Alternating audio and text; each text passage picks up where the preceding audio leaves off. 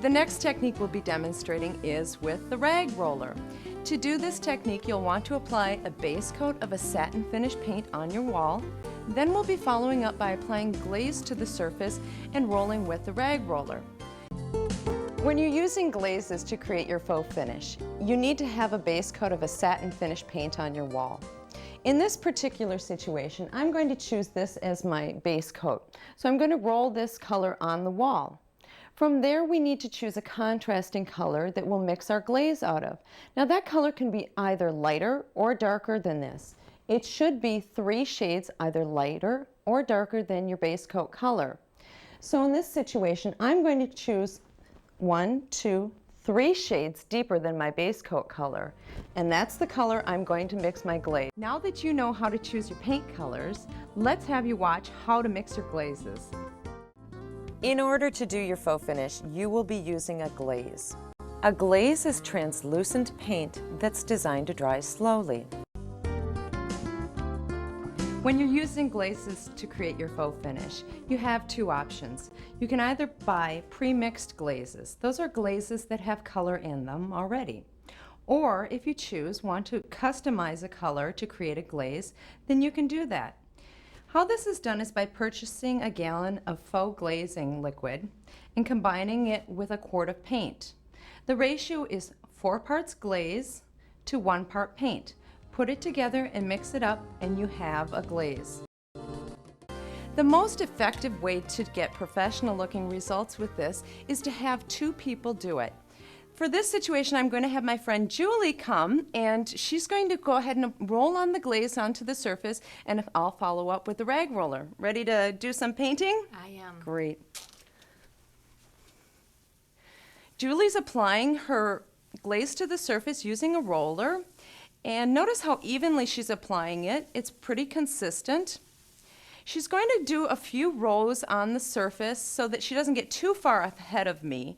That way the glaze will stay wet and not create an overlap line on the surface.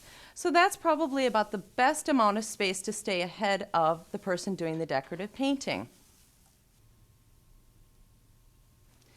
Now I'm going to go ahead and finish up with the rag roller. Now, what I like to do before I begin is fluff it up so I've got nice folds going all the way around. Then I'm going to go ahead and take it to the surface and just begin by rolling through like so. You can create an X pattern or a V pattern, just rolling back and forth. Now, when you first make your impression on the wall, you'll get a really crisp look, a very defined rag painting look. Now this may be the look that you're after. If you're looking for a more subtle look, you can roll it more to create a more mottled or muted rag painting effect. Now from there, if you'll notice that Julie left a little bit of the wall, she only went a little bit ahead of where I'm going. Now as I'm doing my rolling, she's going to go ahead and continue to apply the glaze ahead of me. That way we'll follow up and get professional looking results.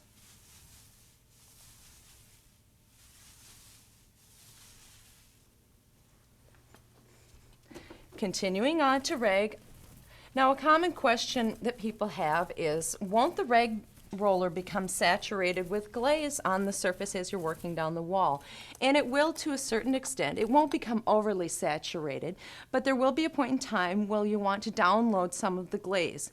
The best way to do that is to take it to a cotton rag or paper towels, preferably a cotton rag that is lint-free, and you're going to go ahead and download some of that glaze.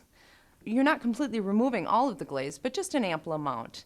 Then you continue back on the wall. So that is our fabulous rag painting look. I think it's a really beautiful look, and again, another fast, easy, and fun faux finish. Thanks for watching.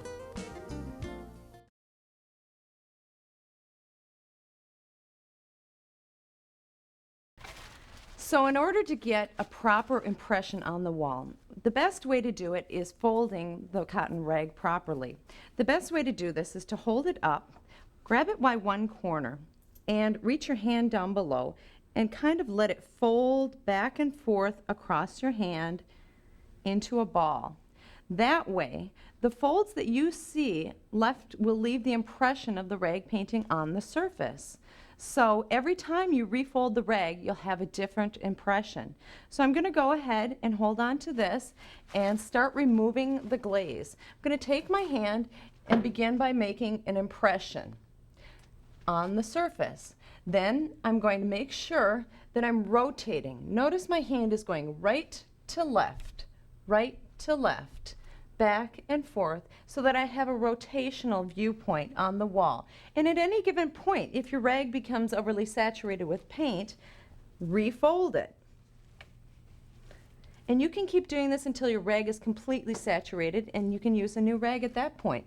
So I'm going to go ahead and I'm rotating quickly back and forth. It's kind of more of a pouncing effect. Refolding,